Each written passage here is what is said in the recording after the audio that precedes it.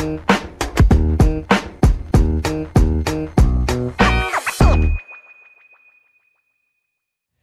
Insan Dikti Saintek, selamat datang lagi di Dikti Saintek Menyapa, podcastnya anak muda yang punya mimpi besar dan ingin tahu gimana cara nyata untuk membangun bangsa lewat pendidikan serta riset.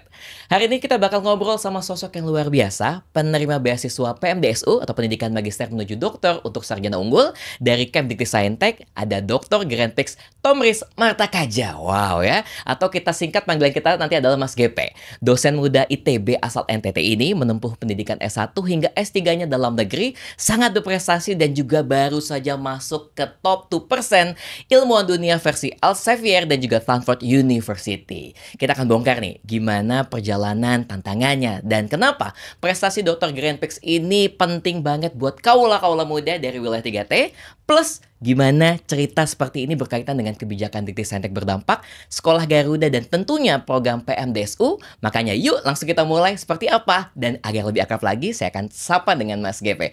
Halo Mas GP, apa kabar? Halo Mas Yos, sehat? Alhamdulillah sehat. Selamat datang nih ya. Terima kasih sudah meluangkan waktunya. Bisa juga hadir di sini, bisa ceritakan juga pengalaman-pengalaman yang luar biasa kepada Insan Dikti Saintek.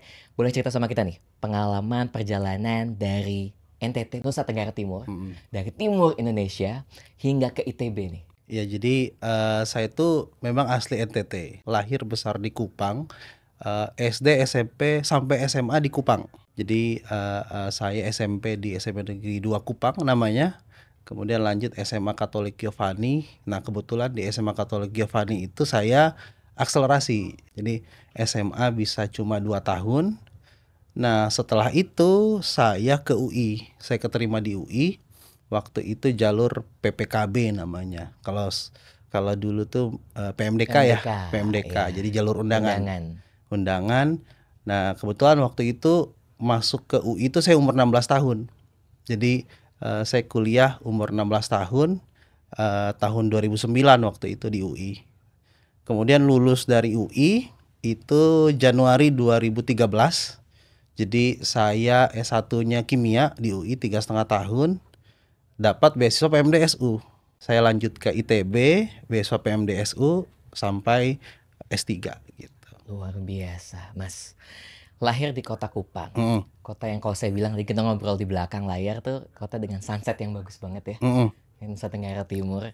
Kalau kita bilang juga termasuk wilayah 3T, ya.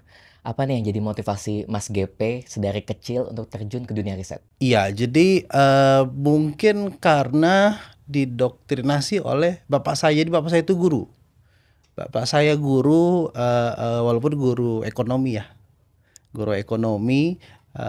Tapi kemudian beliau itu mendoktrinasi saya begini, kamu harus lebih baik dari bapak. Nah, bapak guru kan, jadi dalam pikiran saya yang naif ketika itu lebih dari guru tuh dosen. Jadi ya sudah, dari sejak itu memang cita-citanya mau jadi dosen, mau jadi peneliti. Waktu saya ke SMA, saya tuh paling oke, paling bagus kimia. Jadi kayaknya ini minat bakat saya di kimia deh. Jadi akhirnya lanjut terus di bidang kimia jadinya. Usia SMA akselerasi. S1-nya 16 tahun di UI. Yes. Ya kan? Lalu ini nih saya langsung cepetin S3 di ITB di usia 24 tahun dan cum laude waktu itu. Ya, lulus S3 waktu itu saya September 2017. Jadi umur saya masih 24 waktu itu. Wow. Dengan penelitian itu bidang zeolit, sintetis zeolit ZSM5 dan juga bahan nano. Jelasin sama kita nih Mas yang awam-awam ini tuh. Apa nih yang diangkat? Jadi bidang saya itu sebenarnya material nano. Jadi nano as in nanometer. Jadi nanometer tuh begini, 1 meter dibagi 1 miliar. Jadi nanometer tuh artinya 10 pangkat minus 9 meter.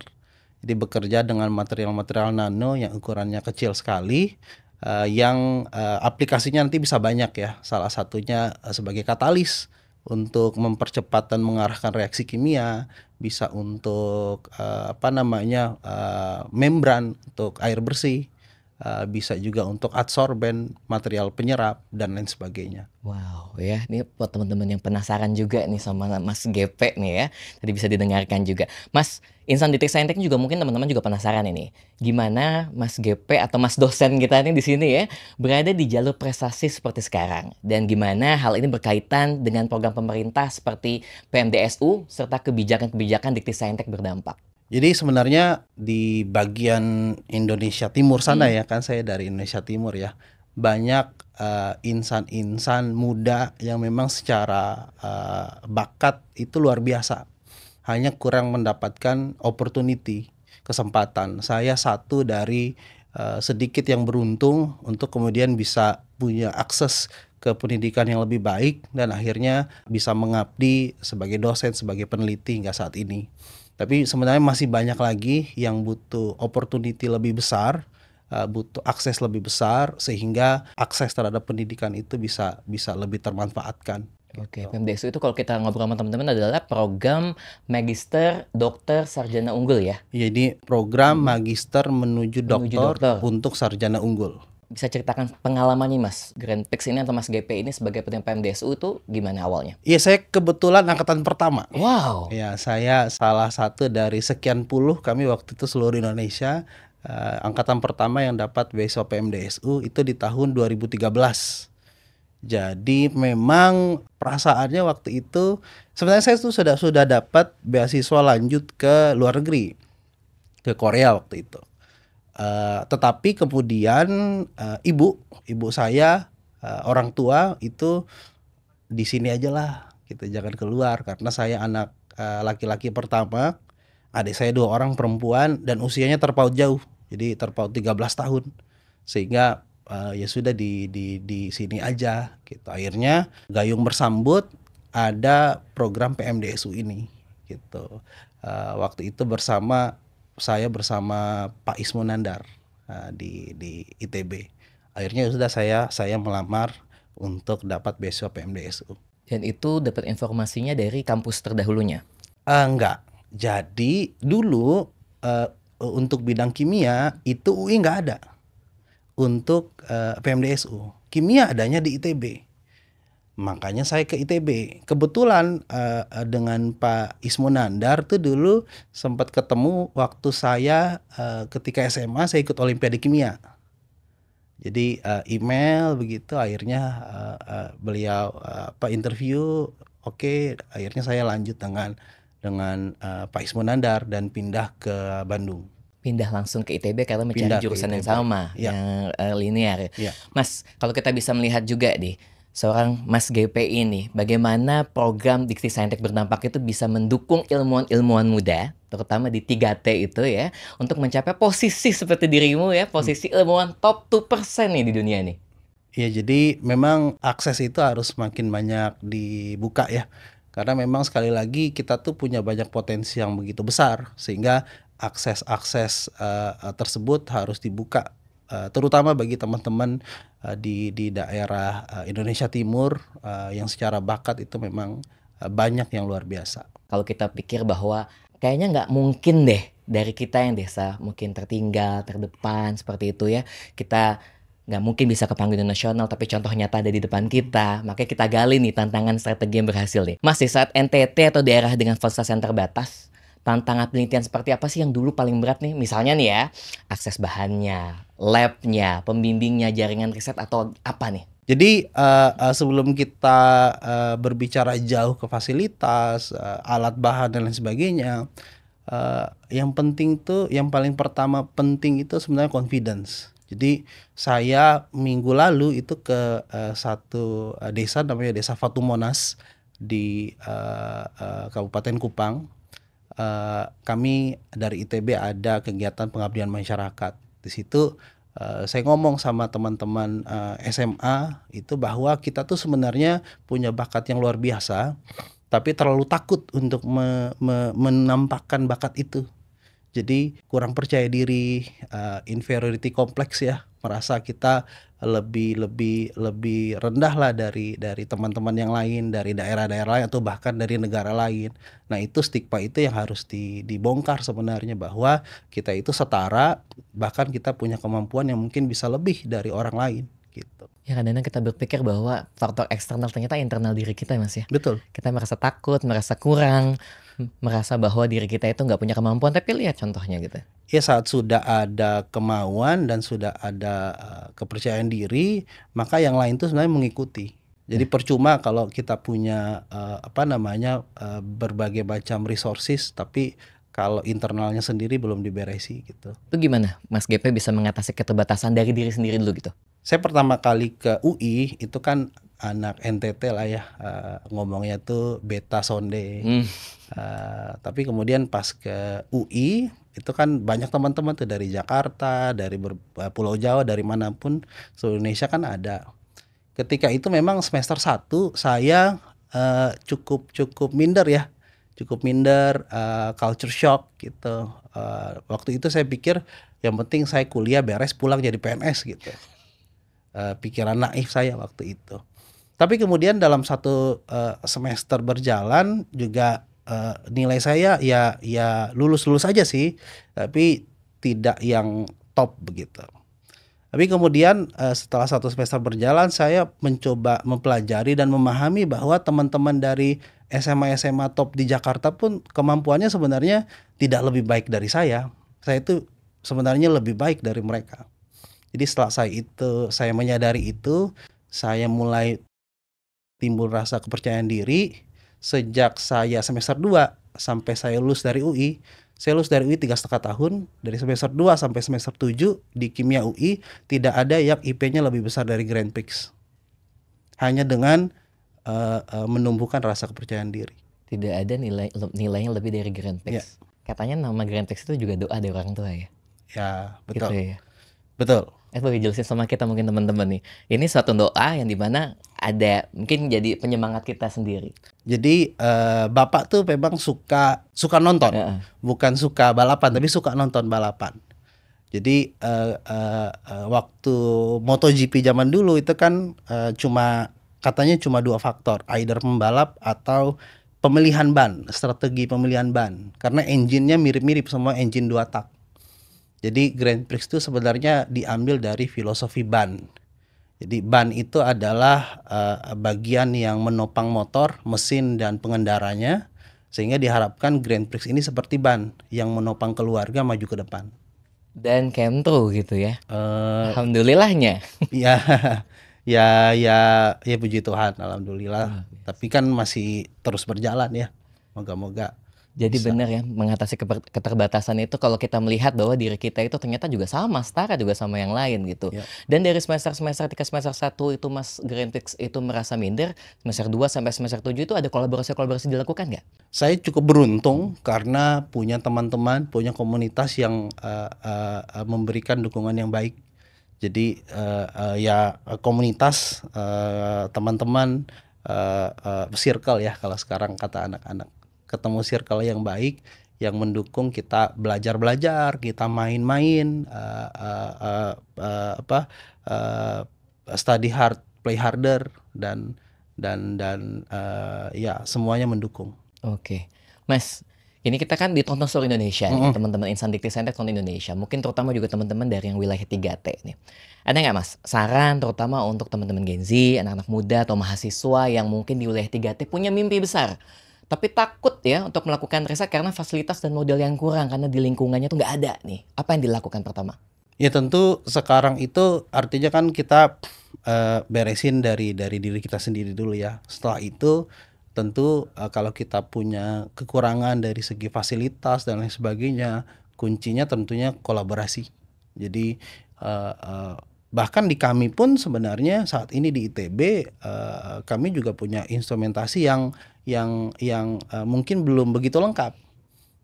Adanya misalkan di kampus yang lain atau adanya di luar negeri. Jadi tapi kan kita punya ide, kita punya sains, kita punya inovasi. Nah itulah yang kemudian kita kolaborasikan dengan teman-teman yang punya fasilitas. kemudian kita bersama-sama menghasilkan sesuatu yang berguna. Pernah nggak Mas, waktu bikin riset gitu kan, pendanaannya kurang tuh? Pernah dan gimana cara ngatasinnya? Ya sebenarnya kurang atau lebih itu relatif ya. Jadi saya lebih kepada mengoptimasi apa yang ada. We make the best out of what we have. Jadi punyanya segini, ya sudah kita manfaatkan yang segini menjadi hasil yang optimal yang kita bisa. Jadi no regret. Saya pernah dengar, katanya juga Mas GP ini pernah dapat pendanaan riset dari Kemdikti Saintek.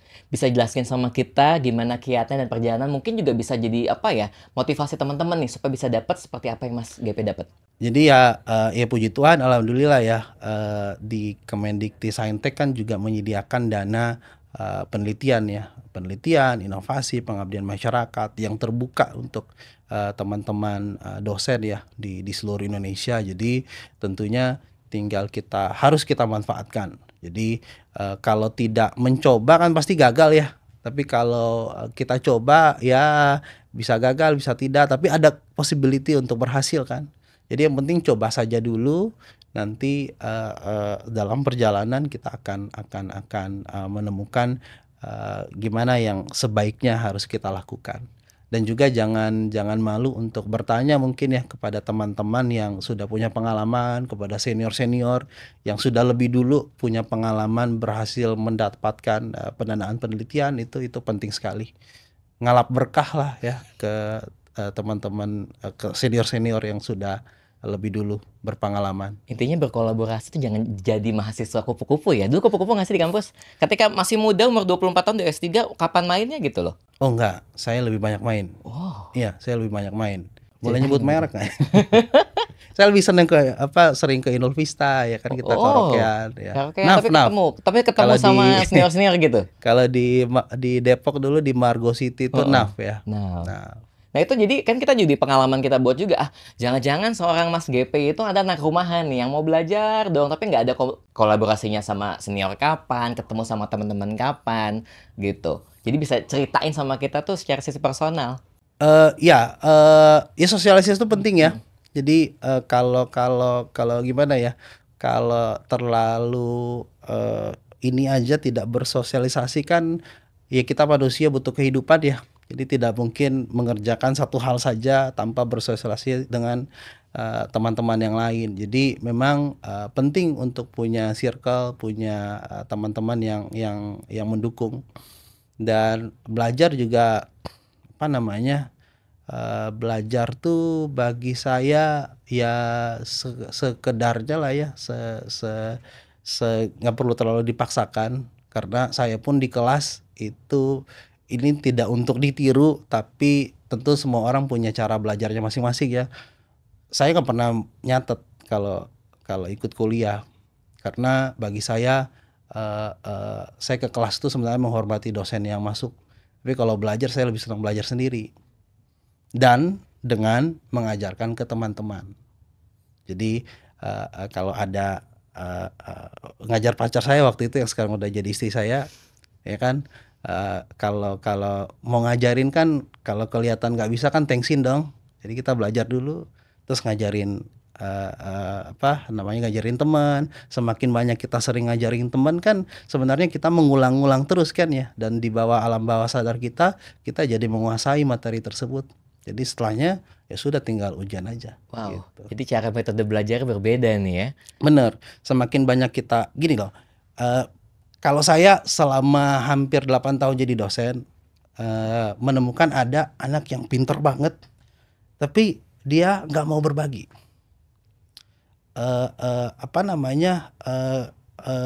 Ada yang salah dengan itu. Karena saat semakin kita mengajari teman-teman kita, malah kita jadi semakin menguasai itu. Jadi kalau cuma belajar sendiri dan satu kali diulang-ulang tuh pasti akan jadi lupa. Tapi kalau ngajar 10 teman nggak berasa, tiba-tiba bangun koneksi, bangun kolaborasi, bangun teman, dan kita juga dapat ilmu yang lebih semakin mendalam. Wow, jangan pelit sama ilmu ya. Jangan pelit sama ilmu. Dan apalagi kalau di dunia kampus itu kita bukan berkompetisi kan? Kita tuh kayak pembagian, Mas. Jadi kalau kita memberi 1, kita mengharapkannya 5, kita dapatnya 1/5. Jadi kita memberi 1 mengharapkan kembali 10, kita dapatnya 1/10. Semakin banyak kita berharap kembali yang besar, itu semakin kecil yang kita dapatkan. Tapi kalau kita beri 1, kita tidak berharap sama sekali, malah kita dapatnya berkali-kali lipat. Kita beri 1, kita harap baliknya cuma 0,1, kita dapat 10 kali lipat. Karena 1/0,1 itu 10. Kita beri 1, kita harapkan kembali cuma 0,001, kita dapatkan 1000 kali lipat. Jadi give more, hope less. Apa yang kau tabur, apa yang kau tuai gitu ya. Dan Tuhan akan ngasih lebih lagi di situ. Ya. Nah, ini penting banget nih. Kalau tadi kita bilang bahwa prestasi akademik itu penting, punya circle itu wajib, berkolaborasi apalagi. Ya. Tadi saya juga bilang bahwa kalau di dunia kampus itu jangan cuma kompetisi. Ya. Bahkan nggak ada kompetisi, kita Ya. berkolaborasi semuanya. Kalau menurut saya itu tetap harus ada kompetisinya. Biar Jadi kompetisi ada, tapi kolaborasi juga sejalan. Nggak bisa hanya kolaborasi aja, nggak ada kompetisi. kompetisinya. Karena kalau tidak ada kompetisi pun, gimana pun kan besi menajamkan besi, manusia menajamkan sesamanya. Jadi kalau tetap harus ada kompetisi, saya harus lebih baik dari dia, in a good way ya. Jadi kompetisi iya, tapi kolaborasi juga iya, and they go hand in hand gitu. Menarik sekali nih Mas ya. Dengan lingkungan circle yang baik menghasilkan orang yang baik. Nah, ngomongin dengan lingkungan yang baik, sebagai juga putra daerah nih Mas, ada nggak sih penelitian Mas GP berkaitan langsung dengan isu-isu yang terjadi di daerahnya di NTT, di wilayah 3T, dan misalnya membahas tentang energi, material, lingkungan, seperti itu, ada nggak penelitian yang memang dilakukan di sana atau bisa ada dampaknya di sana? Jadi memang kalau dari segi penelitian yang kita lakukan itu kan material nano yang fokusnya lebih kepada fundamental. Kemudian material nano itu ada aplikasinya, dan memang banyak aplikasinya itu lebih ke industri ya, industri chemicals, fine chemicals dan seterusnya. Yang kami lakukan di daerah-daerah 3T saat ini itu adalah pengabdian masyarakat. Dan ITB rasanya ya salah satu yang memang menyediakan cukup banyak pendanaan untuk pengabdian masyarakat khususnya di daerah 3T. Jadi saya bulan lalu itu minggu kemarin itu ke NTT, ke Amphoang. Nanti bulan Oktober saya ke sana lagi untuk penguatan kompetensi guru-guru kimia. Jadi pengabdiannya ke daerah 3T lebih kepada penguatan keilmuan dan juga mungkin berinteraksi dengan teman-teman di sana untuk menguatkan bahwa ayo kita mampu loh, kita bisa sebenarnya. Wow. Dan gimana Mas, kita masyarakat bisa ngelihat kontribusinya Mas GP bisa diterapkan untuk meningkatkan kualitas pendidikan, teknologi atau kesejahteraan di daerah asal, gimana kita bisa lihat langsung? Kontribusi di daerah asal ya. Jadi contohnya 2022 itu kami pengabdian masyarakat ke desa namanya Desa Oil Biteno. Itu masih di NTT. Karena saya pengabdian masyarakat kalau 3T pasti saya ke NTT, ke kampung saya. Kualat kalau saya nggak ke kampung sendiri kan. Jadi saya ke sana, kopi di Oil Biteno itu ada kopi Arabica, tapi tumbuhnya di sekitar 600 mdpl. Dan itu jarang tuh Arabica tumbuh di dataran yang relatif lebih rendah gitu. Tapi masih begitu tradisional. Dan apa sih yang sebenarnya mau ditonjolkan dari kopi seperti ini? Akhirnya kita pakai ilmu kimia kita ambil kopinya, kita analisis pakai teknik namanya NMR. NMR itu Nuclear Magnetic Resonance. Itu salah satu alat yang ITB punya, dan kita bisa mengetahui kemudian senyawa-senyawa yang ada di dalam kopi tersebut seperti apa. Dan ternyata ada keunggulannya. Misalkan di kopi Oil Biteno itu ada kandungan malic acid yang memberikan cita rasa fruity seperti apple. Dan berbagai macam senyawa-senyawa lainnya. Yang ini menjadi specialty. Nah, sekarang 3 tahun berlalu saya masih kontekan dengan petaninya, dan mungkin nanti kita masih akan ke sana Mereka setelah kita datang dan kemudian ketika itu beritanya cukup tersebar, mereka kemudian mendapatkan opportunity baru, mendapatkan pendanaan-pendanaan lainnya dari pemerintah setempat, dari koperasi dan sekarang jadi lebih besar. Jumlah petaninya pun kemarin infonya bertambah. Begitu. Luar biasa, bisa terjun langsung kepada masyarakat seperti itu tujuan hidup ya Mas ya. Ya. Bermanfaat nih untuk orang lain. Ya. Mas GP dan juga insan Dikti Saintek. Saat ini kan Kemdikti Saintek itu mendapat amanat untuk membangun sekolah Garuda di berbagai wilayah di Indonesia. Salah satunya di Soe, Nusa Tenggara Timur nih. Ya. Nah, Mas GP, ada harapan nggak sih terhadap peningkatan kualitas pendidikan dan juga literasi masyarakat di NTT dengan adanya sekolah Garuda ini? Ya tentunya secara spirit ini bagus sekali ya, artinya memperbesar akses, memperbesar opportunity bagi teman-teman adik-adik di daerah timur sana, di kota Soe, itu kota dingin. Jadi lebih dingin dari Lembang rasanya. Jadi opportunity yang sangat baik sekali. Dan semoga nanti kegiatannya memang dalam pelaksanaan bisa selancar dan sebaik spiritnya, dan kemudian kita berharap ini menjadi opportunity baru bagi teman-teman di sana untuk menghasilkan sumber daya manusia yang jauh lebih berkompetensi lagi. Oke, dan ini kan seperti kalau lihat prospeknya, Sekolah Garuda itu kan cita-citanya Pak Presiden kita, Pak Presiden Prabowo, ingin memunculkan Marie Curie, Einstein, ataupun ilmuwan-ilmuwan dunia, khususnya untuk Indonesia ini. Mas, sebagai seorang alumni, sebagai seorang anak daerah, punya peran nggak untuk ikut membangun generasi muda di sekolah-sekolah tersebut? Misalnya, saya akan mengajar nanti ke sana atau gimana nih, ketika sekolah itu sudah terlaksana di Soe? Ya tentu kalau ada peluang kita dengan senang hati ya bisa ikut turun ke sana. Toh selama ini tiap tahun juga kita terus turun ke daerah-daerah untuk kemudian berbagi mengenai ilmu pengetahuan, mengenai sains, mengenai teknologi, dan juga mengenai pendidikan. Jadi punya peran juga untuk ngasih ilmu lagi untuk adik-adik yang ada di sana ya. Yes. Oke, Mas, kita ini nggak cuma tanya-tanya loh. Kita di sini ada game. Wih. Wow, kita ada permainan game, yaitu gamenya ini seru-seruan, tapi santai aja. Ini bukan ujian akhir, jadi boleh salah betul oke lah ya. Nah jadi Mas tinggal jawab aja sesuai tema saya, sesuai tema yang saya bacakan. Kayak pilih salah satu dari dua tema ini. Oke. Oke ya. Pertanyaan pertama, siap? Nggak usah gemeter.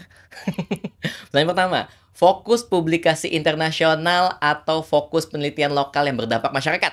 Wah, itu kayak pilih ibu sama bapak tuh, nggak bisa. Pilih salah satu. Iya, karena saya saintis, fokusnya menguak kebenaran, jadi saya pilih yang pertama dulu. Fokus publikasi internasional. Iya, menghasilkan keilmuan yang kemudian bisa dipublikasikan. Oke, ada jawaban lainnya nggak, kenapa? Ya, karena kan kami itu saintis ya. Saintis itu kan memang tugasnya ya menguak kebenaran. Jadi dari kebenaran itu, dari keilmuan yang kita hasilkan, nanti ujung-ujungnya sebenarnya adalah dampak bagi peradaban yang lebih baik. Pokoknya poinnya adalah tetap menjadi seorang peneliti di situ. Ya. Nah, ini jadi ada tiga tema jadi satu nih ya. Pertama, menjadi peneliti penuh waktu, atau mengajar plus riset tetap tinggal di kota besar, atau kembali ke daerah asal setelah studi. Yang kedua, mengajar, riset, tetap tinggal di kota besar. Kenapa? Kenapa nggak mau balik ke kota halaman? mengajar ya pasti amal jariah. Oh ya. Meneliti ya, dan kan fasilitas kan ada di sini. Misalkan saya di ITB gitu. Tapi kan itu tidak menutup kemungkinan untuk tetap mengabdi, tetap berdampak bagi daerah asal saya juga. Karena saya bolak-balik juga ya. Bolak-balik, nanti Oktober juga kan balik lagi tadi Yes, ya. Oke, kesana luar lagi. biasa. Di sini risetnya karena source-nya ada, ketika hasilnya ada kita balikin lagi nanti ke daerah asal. Yes, Luar begitu. biasa. Satu lagi deh nih. Mengejar ranking, mengejar nilai, atau membangun kapasitas riset di kampus sendiri? Membangun kapasitas riset. Kenapa? Karena dengan hanya membangun kapasitas riset, ranking jadi naik. Jadi nggak ngejar ranking dulu baru. Ya, jadi ya ranking itu kan sebenarnya akibat ya. Sebabnya yang harus dibenahi. Sebabnya apa? Salah satunya adalah fasilitas yang baik gitu. Ranking adalah hasilnya nanti. Ranking hasilnya. Hasil dan akibat. Semuanya itu ranking itu bonus sebenarnya. Yang penting kan kita kerja, kita benarkan fundamental kita, nanti hasil pasti mengikuti. Pernah nggak dapet ranking nggak sih sekolah? Kenapa? Pernah nggak dapet ranking nggak sih waktu sekolah? Nggak pernah. Wah, oke. Kalau saya mah nggak pernah dapat ranking, kebalikannya. Jadi selalu top 3 atau top 1 dulu ya waktu zaman dari sekolah. Karena sebab yang dilakukan itu. Iya. Oh, oke. Karena kan orang kemudian hanya melihat melihat hasil akhirnya saja kan, tanpa tahu yang di belakang itu seperti apa gitu. Wow. Ya, saya selalu bilang ke mahasiswa kayak Stephen Curry. Stephen Curry itu greatest shooter of all time. Kalau greatest of all time orang masih berdebat apakah LeBron, apakah Kobe, apakah Jordan. Bagi saya Kobe. Tapi kalau soal greatest shooter of all time, itu unanimous itu Stephen Curry. Kan, tapi orang hanya lihat dia jago. Tapi di balik itu bayangkan berapa banyak waktu yang dihabiskan hanya untuk melakukan satu gerakan yang sama. Makanya Bruce Lee itu bilang, saya lebih takut sama orang yang latihan 1 jurus 1000 kali daripada orang yang latihan 1000 jurus 1 kali. Tuh lihat kan, kalau kita lihat teman-teman ya, generasi muda ya, dia nggak cuma belajar aja nih Mas GP ini, olahraga juga ya, perhati semuanya iya. Gitu. Saya maratoner juga. Terus juga basket juga. Oh enggak, basket enggak. 170 nggak cocok lah basket. Cocok lah gitu ya. Karena kenapa? Karena ini kita masuk ke segmen yang paling saya suka nih ya. Segmen motivasi. Wow. Jadi terutama buat teman-teman insan dikti saintek, anak-anak muda khususnya di daerah 3T yang menyaksikan tayangan kita pada kesempatan kali ini, yang mungkin masih belum yakin nih, kayaknya saya nggak bisa bersaing nih di riset internasional. Apa pesan seorang Mas GP dengan quote seperti ini? Muda itu nggak cuma soal usia loh, tapi semangat. Ada nggak yang bisa kita sampaikan sama teman-teman dari Mas GP dari quote tadi? Iya, memang age is just a number kan ya. Umur tuh cuma angka ya, usia tuh cuma angka, tapi lebih daripada itu kan semangat ya, semangat bagi kita untuk terus mengejar apa yang kita cita-citakan. Jadi kalau ngutip salah satu ayat kitab suci itu kan dibilang, janganlah seorang pun menganggap kamu rendah karena kamu muda, tapi jadilah teladan dalam segala hal yang baik kan. Jadi muda tuh bukan masalah, bukan handicap, tapi sebenarnya muda itu energinya lebih besar, kemudian lebih banyak hal yang bisa kita lakukan. Jadi mumpung masih muda dan masih agile, marilah kita membuat dampak yang besar bagi semua orang. Mas, usia 32 tahun kan kalau kita bilang masih muda ya. Pernah gagal nggak? Jelas. Jadi salah satunya itu waktu saya PMDSU.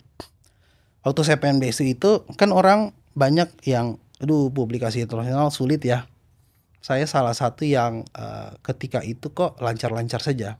Jadi publikasi pertama kali nyoba tembus, kedua tembus, ketiga tembus. Tapi kemudian gara-gara lancar-lancar itu 1, 2, 3, yang kali keempat itu gagal.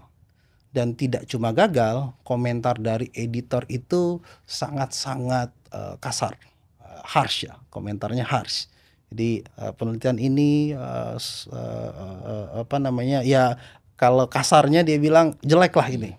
Kan itu yang seringnya di sini kemudian tidak berhasil, itu kan jadi sesuatu yang pukulan ya bagi kita ya. Tapi kemudian ya sudah belajar bahwa ada hal-hal yang memang di luar kontrol kita, dan cara untuk mengatasi itu ya kembali lagi kita coba lagi. Kalau gagal ya sudah, coba lagi aja gitu, just do it ya. Kita coba lagi, kemudian hasilnya nanti kita perbaiki dan kita bisa dapatkan hasil yang lebih baik lagi. Jangan pokoknya jangan take it personal, bahwa semua kritik, semua kegagalan itu kan membangun kita. Kayak otot tuh nggak bisa bertumbuh kalau dia tidak dilukai. Jadi otot yang tidak pernah dilukai adalah otot yang lemah, otot yang tidak bertumbuh. Jadi ada hal baik dari terluka, dari gagal, dan kita gunakan itu sebagai driving force kita untuk bertumbuh lebih tinggi lagi. Wow. Nah, ketika gagal itu terjadi, sampai sekarang kan konsisten. Gimana caranya ketika gagal itu, tapi semangatnya tetap konsisten bisa kayak sekarang, tetap terjaga gitu Mas? Ada nggak tipsnya? Sebagai seorang Mas GP nih, gagal kemarin, konsisten tetap oke. Kan ada juga ketika gagal mereka mundur gitu. Kalau Mas GP tetap maju, apa yang jadi motivasinya? Keluarga. Waktu saya sekolah kan belum nikah. Saya punya adik-adik yang masih kecil tuh. Yang tadi umur saya dengan adik saya kan yang terakhir aja bedanya 13 tahun ya. Jadi umurnya begitu jauh, kalau saya tidak jadi contoh yang bagus, gimana tuh saya bisa memberikan contoh yang baik ke adik-adik saya. Bapak saya tuh selalu bilang kalau seorang kakak tuh kayak kaki kanan. Jadi kalau kemana kaki kanan melangkah, kaki kiri ngikut. Kalau kaki kanannya masuk ke lubang, kaki kiri masuk ke lubang. Kalau kaki kanannya naik tangga, kaki kirinya juga akan ikut naik tangga. Jadi ada satu motivasi dari keluarga yang kemudian membuat saya kuat. Saya nggak boleh gagal, saya harus jalan terus. Setelah berkeluarga, motivasi saya ya jadi keluarga saya, anak saya. Gitu. Motivasi keluarga bisa menjadi titik balik ketika kita merasa jatuh ya Mas ya. Tapi balik lagi ketika kita merasa jatuh, keluarga lihat bahwa tujuan kita bukan hanya menyenangkan mereka, tapi juga menyenangkan semua orang, ilmu kita bisa bermanfaat seperti itu. Betul. Ini luar biasa nih ya, obrolan kita kali ini tuh memang ignite spirit, wah ngebakar semangat kita. Pasti yang menyaksikan kita juga, oke, kayaknya lagi rebahan langsung bangun nih kayaknya nih, oke. Yang kayaknya ototnya lemes-lemes langsung nge-gym nih kayaknya nih kan, langsung dilukain ototnya untuk bisa semangat lagi. Dan sekali lagi Mas GP, dari cerita kita pada kesempatan kali ini kita lihat nih ya, akar tempat lahir itu bukan cuma menjadi halangan, tidak jadi halangan, melainkan bagian dari identitas diri. Bahwa dari 3T bisa meraih prestasi internasional lewat riset, lewat kerja keras, lewat program yang mendukung seperti PMDSU dan juga kebijakan Dikti Saintek berdampak, itu bisa memberikan semangat kita yang luar biasa. Dan untuk kalian teman-teman sekalian insan Dikti Saintek, jangan tunggu segala fasilitas itu sempurna. Mulai saja dengan yang ada, dari diri sendiri dulu pastinya tadi yang kita dengarkan sama-sama. Manfaatkan peluang beasiswa, cari. Jangan males ya Mas ya. Betul. Ikut riset. Kadang-kadang kita malas nunggu beasiswa, ada nggak nih? Ternyata karena kita malas nyarinya, ternyata di luar tuh banyak kesempatan ya. Iya. Dulu saya tahu PMDSU tuh dari grup Facebook. Wow. Ada namanya beasiswa hunter waktu itu. Jadi tahunya dari situ sebenarnya.